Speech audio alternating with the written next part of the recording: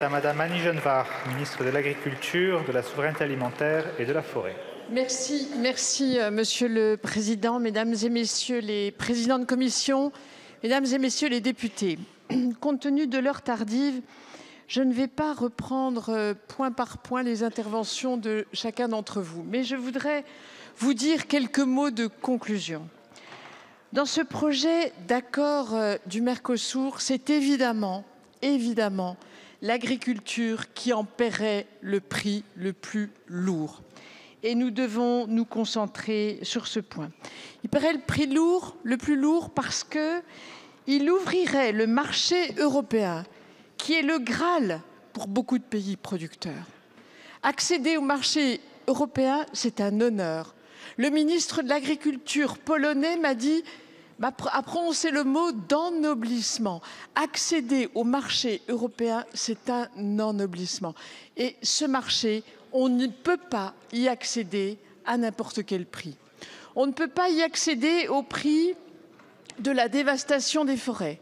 On ne peut pas y accéder au prix de la contamination par des produits qui sont interdits en Europe depuis des décennies parce qu'ils ont été jugés dangereux. Dangereux pour la santé humaine et dangereux pour l'environnement.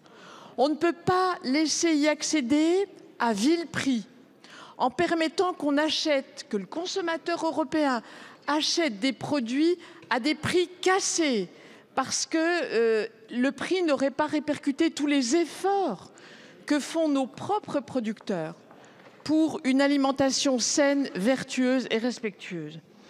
Donc, pour toutes ces raisons, si nous acceptions ce projet d'accord, ce serait véritablement une trahison de nos agriculteurs. Alors, mes chers collègues, ce soir, c'est le choix de la responsabilité. On n'est pas tous d'accord, évidemment. On a des tas de raisons qui nous font considérer l'agriculture d'une façon plutôt que d'une autre.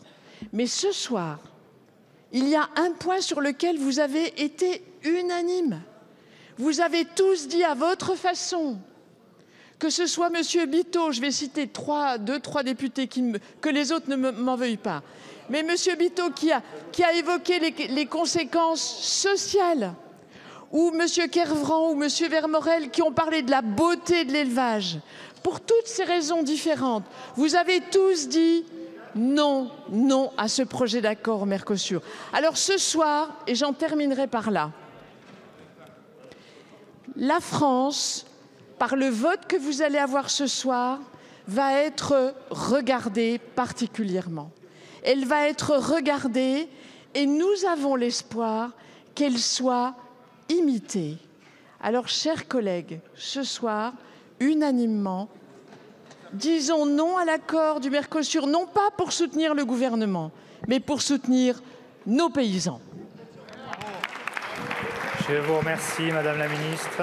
En application des articles 50-1 de la Constitution et 132 du règlement, la déclaration du gouvernement va faire l'objet d'un vote. Conformément à l'article 65 du règlement, la conférence des présidents a décidé que le vote se déroulera dans les salles voisines de la salle des séances. Je fais annoncer le scrutin dans l'enceinte de l'Assemblée nationale.